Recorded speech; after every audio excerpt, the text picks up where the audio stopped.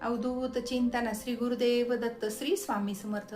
Religious काकू या आपल्या चॅनलवर तुमचे मनापासून स्वागत करते आणि व्हिडिओला सुरुवात करते। तुम्ही या चॅनलवर नवीन असाल तर लाईक शेअर आणि सबस्क्राईब करायला विसरू नका। तुमचे एक लाईक आणि सबस्क्राईब आम्हाला पुढे जाण्याचे बळ देते। चला तर व्हिडिओला सुरुवात करूया। बघा, हा श्रावण महिना चालू झालेला आहे आणि ह्या श्रावण महिन्यामध्ये आपल्याला जितकी जमेल तितकी छोट्यातली छोटी सेवा जरी केली आपण तरी भगवान शिवशंकर आपल्यावर प्रसन्न होतात आणि आपल्याला कृपा आशीर्वाद प्राप्त करतात। म्हणून प्रत्येकाला असा आता बरेच जणांना वेळ मिळत नाही तर तरी पण त्यांनी छोट्यातली छोटी सेवा आपली रोजची नित्य नियमाची सेवा आपल्याला करायची आहे आणि काही आपले छोटे छोटे उपाय सुद्धा करायचे आहेत। तर हे उपाय अगदी आपल्याला घरात बसून सुद्धा करता येतील असे सहज साधे छोटे उपाय आहेत। तर हे सर्वांनी करून बघा आणि हे जर उपाय केले तर नक्कीच आपल्या घरामध्ये जी काही प्रगती आहे थांबलेली आहे ती सुद्धा प्रगती आपली मार्गी लागते। आपल्या घरामध्ये सुख शांती ऐश्वर्य लाभतं आणि हे उपाय सगळ्याला जमतील असे उपाय आहेत। तर ते उपाय कोणते आहेत हे बघण्यासाठी व्हिडिओ शेवटपर्यंत नक्की बघा। तर बघा, श्रावण महिना चालू झालेला आहे। आपण सगळेजणच भगवान शिवशंकराला पाणी अर्पण करतो, बेल अर्पण करत असतो। तर हे पाणी सुद्धा आपल्याला म्हणजे कमीत कमी आपण रोज नाही जमलं तर आपल्याला सोमवारी तरी आपल्याला पाणी अर्पण करायचं आहे। कारण जेव्हा आपण भगवान शिवशंकराला पाणी अर्पण करतो तेव्हा भगवान शिवशंकराला शीतलता प्राप्त होत असते, थंडावा प्राप्त होत असतं। तर म्हणून हे प्रत्येकाची जबाबदारी आहे की आपण आपल्या वेळात वेळ काढून आपण भगवान शिवशंकराला तांब्यावर पाणी अर्पण करायचं आहे। कारण आपल्यासाठी भगवान शिवशंकरांनी सृष्टीसाठी विष प्राशन केलं होतं, तर त्याचा दाह कमी करण्यासाठी आपण एक तांब्यावर पाणी अर्पण करायचं आहे। कारण आपण हे जर केलं तर आपण आपल्या मुलांना सुद्धा संस्कार लागतील की आपल्या आई वडील आपले रोज महादेवाची पूजेला जात होते, त्यांनी पाणी अर्पण करत होते, तर आपण पण हे करावं असं लहानपणापासून त्यांच्या डोक्यात बसले असं म्हणून ते सुद्धा हे चांगले संस्कार त्यांच्यावर रुजू होतील। म्हणून आपल्याला हे श्रावण महिन्याची रोजची सेवा सुद्धा आपल्या लहान मुलांना बरोबर घेऊन आपल्याला ही सेवा करायची आहे। आणि दुसरं म्हणजे बघा, आपण आता पाणी तर अर्पण करतो, बेलही अर्पण करतो आणि अगदी जेव्हा आपण आता पाणी घेऊन चाललो तर आपण आपल्या घरामध्ये जे काही लहान मुलं आहेत, मोठी व्यक्ती आहे, आपण सगळे बरोबर जातो। तर प्रत्येकाने आपला आपला तांब्या वेगळा घेऊन पाणी अर्पण करायचं आहे।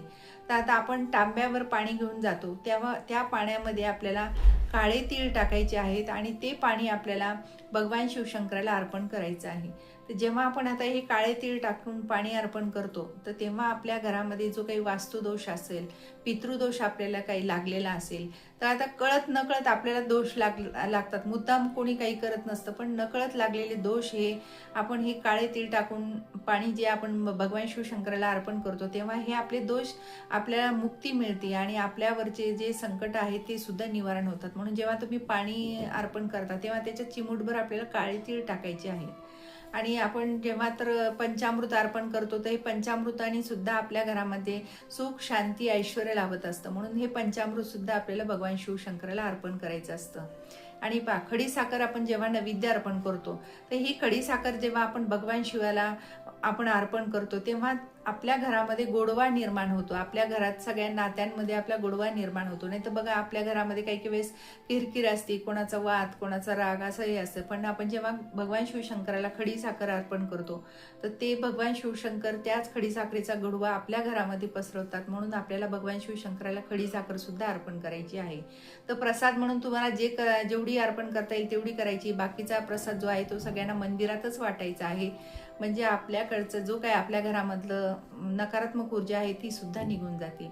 आणि आपल्याला रोज आपल्या दारामध्ये आपलं मुख्य द्वार आहे तिथं आपल्याला रोज दिवा लावायचा आहे, दिवे लागायच्या वेळेस। हा दिवा लावल्याने आपल्या घरामध्ये माता पार्वती आपल्यावर प्रसन्न होते आणि आपल्याला कृपा आशीर्वाद प्राप्त होत असतं। म्हणून आपल्याला दारात रोज आपल्याला संध्याकाळी दिवे लागायचे वेळेस आपल्याला दिवा लावायचा। आपण जेव्हा तुळशीला लावतो तेव्हा आपल्याला आपल्या दारात तुम्ही पंती जरी लावली तरी चालेल, पण आपल्याला दिवा लावायचा आहे।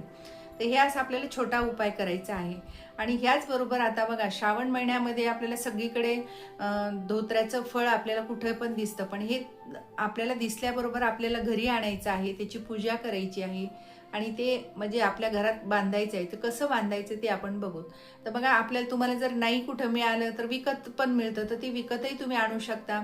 तर ते विकत आणल्यानंतर आपल्याला त्याची पूजा करायची आहे आणि भगवान शिवशंकर आपल्या घरामध्ये भगवान शिवशंकराची पिंड असते, शिवपिंड, तर त्यावर आपल्याला ती पूजा करून भगवान शिवशंकराची पूजा झाल्यानंतर आपल्याला त्या फळाची पूजा करायची आहे आणि ते फळ आपल्याला भगवान शिवशंकराजवळ आपल्याला तसंच ठेवायचं आहे। आणि जेव्हा आपली पूजा झाल्यानंतर आपण धूपदीप अगरबत्ती लावल्यानंतर सगळी आपली जी काही इच्छा असेल ती आपल्याला त्या फळाला बोलून दाखवायची आहे. आणि जी तुमची म्हणजे कुठलीही असू दे, पैशाची असू दे, शिक्षणाची असू दे, अजून कुठल्या घरातल्या आर्थिक अडचणीची परिस्थिती, आपली जी काही सांगायची इच्छा ती सांगायची आहे. आणि ते फळ आपल्याला मग लाल कपड्यामध्ये घेऊन त्यावर आपल्याला पत्र ठेवायचं आहे, त्यावर ते फळ ठेवायचं आहे. हळदी कुंकू अक्षदा आपल्याला त्या फळावर टाकायचे आहेत. आणि ते फळ म्हणजे आपल्याला पुरसुंडी बांधायची आहे. आणि ते फळ म्हणजे लाल कपड्यात बांधून आपल्याला मेन आपलं मुख्य द्वार असतं त्याच्या आतल्या बाजूला आपल्याला लावायचं आहे, की जेणेकरून ते कोणाला दिसलंही नाही पाहिजे. असं दाराच्या मागच्या साईडचं म्हणजे वरती आपण कुठं जिथं खिळा असेल तिथं तुम्ही ते बांधू शकता. तर असं आपल्याला लावायचं आहे. आणि आपल्या घरामध्ये सुख शांती ऐश्वर्य लाभतं.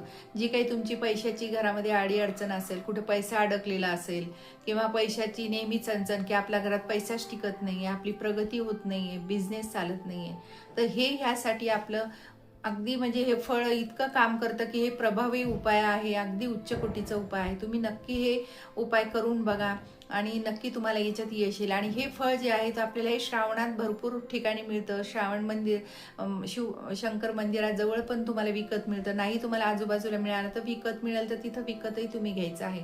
कारण हे तुम्ही उपाय फक्त श्रावण महिन्यातच करू शकता, कारण तुम्हाला एरवी फळ मिळणार नाही, एरवी तुमचं हे लावणं होणार नाही. तर त्यामुळं हे उपाय जे करायचा आहे जो आपल्याला याचा धोत्र्याच्या फळाचा, तर हा उपाय म्हणजे फक्त तुम्हाला श्रावणातच करायचा आहे. आणि हा उपाय म्हणजे अगदी प्रभावी उपाय आहे. नक्की तुम्हाला हे म्हणजे उपाय केला तर तुम्हाला तुमचं घरामध्ये सुद्धा त्याच्यात तुम्हाला यश जाणवायला लागेल की हे फळ लावल्याने खरंच आपला खूप फायदा झाला, आपल्या घरात अगदी फरक जाणवायला लागेल.